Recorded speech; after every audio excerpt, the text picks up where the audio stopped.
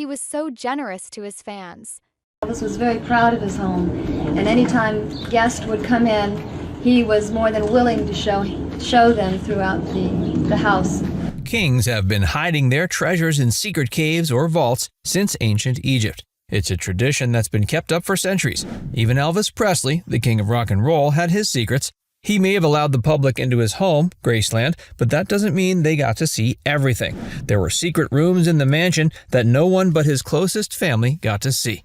Keep watching to learn what was found when Elvis's private vault was opened after 48 years.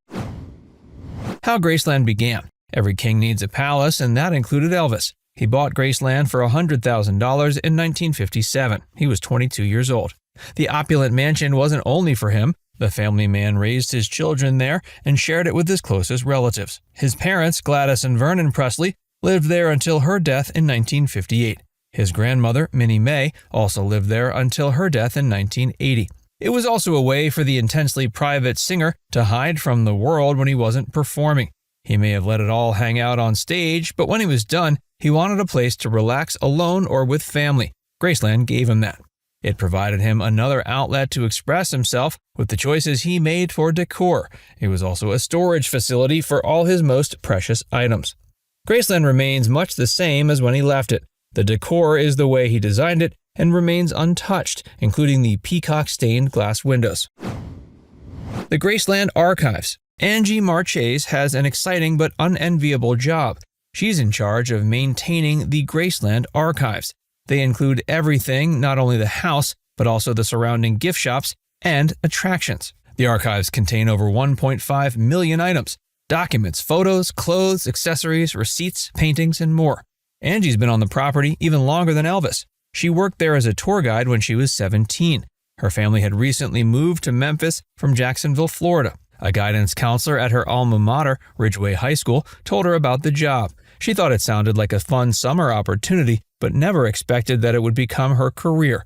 She began working there at Graceland in the summer of 1989 and never left. That's part of why she deeply respects the significance of everything in the archives, no matter how small. She says, quote, "Every item has a story. Obviously, we've got a lot of stories to tell." They work together to help tell the story of Elvis's life and the world during his lifetime.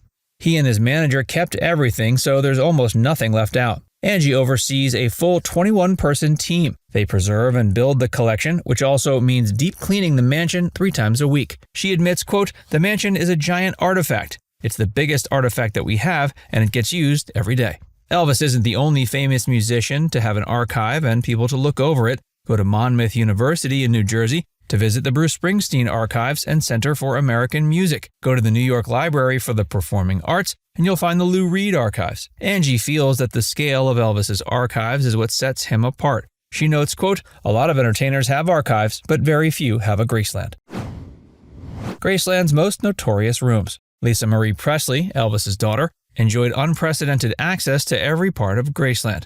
She spent many of her formative years there. Priscilla's daughter, Riley Keough, says, I think for her it was this place where she could be like wild and free, and I think her father allowed her to kind of like run the show there. I think some of her most joyful memories were at Graceland.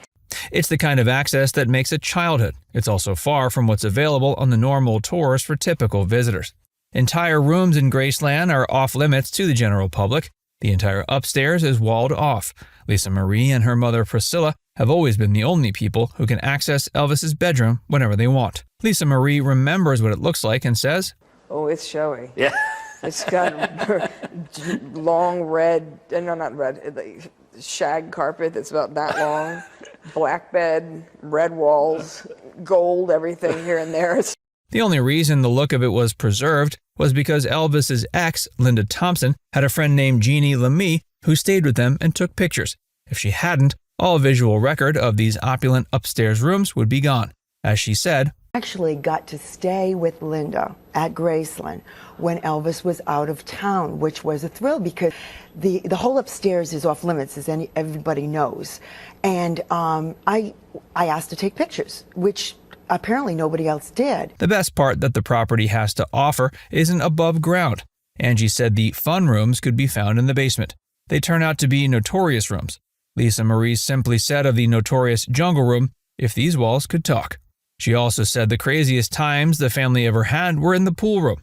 She and her family would get into trouble in there. As she put it, quote, "This was just the mayhem room. Pool balls would fly. I just instinctively got into trouble down here. Play hide and seek and up to no good. He, Elvis, I found out later, threw a tear gas bomb when everyone was down there. Or laughing gas. It was just this mischievous odd place where if you destroyed it, it would somehow recover quickly." The annex holds many of Elvis's most prized possessions. They included his and Priscilla's wedding outfits. Lisa Marie's childhood belongings also featured, including her crib and favorite toys. That was only the beginning of finding the most hidden places in Graceland. How the vault was found. Celebrities often get special access to the secrets of Graceland. Paul McCartney was able to strum Elvis's J200 acoustic guitar, while the general public can't touch any of the King's instruments. One special celebrity tour opened a secret vault of memorabilia that'll live as one of the most important finds in Elvis history. Oprah Winfrey has toured Graceland twice, once with her best friend Gayle King. In 2010, she was given a special private tour. It included access to many of the most private and secret rooms in the mansion, including its most secret of all. They even had to turn off the cameras before she went into this hidden vault, so no one would be able to see the way in. It's one of the most secure parts of the entire mansion, being fireproof, earthquake-proof, and tornado-proof. The cameras were allowed to be turned back on once Oprah went into the vault, but no one was allowed to touch anything without gloves. What's in the vault? The Graceland vault has rows and rows of drawers. There's so much in it that giving a full inventory would take too long. It was full of clothes and accessories, including 88 jumpsuits wrapped in tissue paper, sunglasses from 1972, and studded cufflinks and rings. There were over 60,000 photographs. It seemed the king didn't want to forget any memories. He also wanted to keep careful financial records because he even kept checks with his signature on them. How the vault connects the Presley family. The Graceland Vault is an important find for any Elvis fan. It's even essential for Angie because she's in control of the Elvis Archives. It's arguably most important to the surviving Presley family members. Graceland has impacted all generations of the Presley family. Riley thinks it's special how it continues to impact fans as well. She says, "There's still to this day people going, through the house. And there's just this sort of love that just doesn't stop, and I really love that. And it makes the house feel it's alive. So I enjoy that."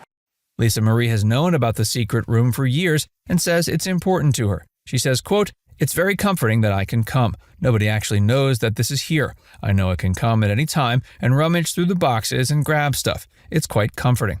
The whole thing, even the house, is a little like a time capsule of the past where nothing has ever changed.